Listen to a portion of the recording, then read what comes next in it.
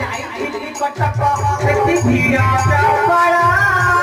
ସତରେ ଜାଣିଛି ତୋ ପାଇଁ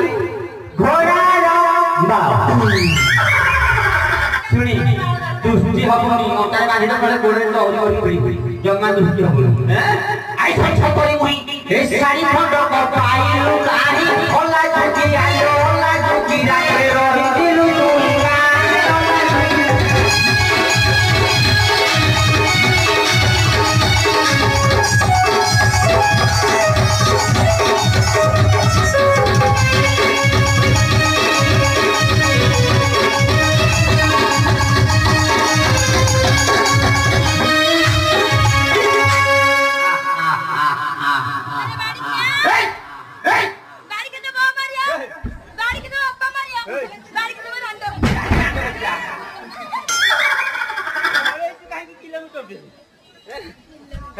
कौन कहिया लिखियो कहला राजा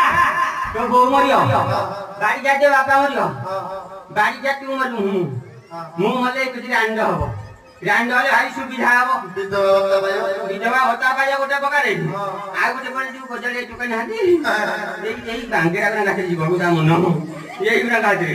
एई जक मते कहू मरि जा मु को सोचे मरलिनी मु मरिबिनी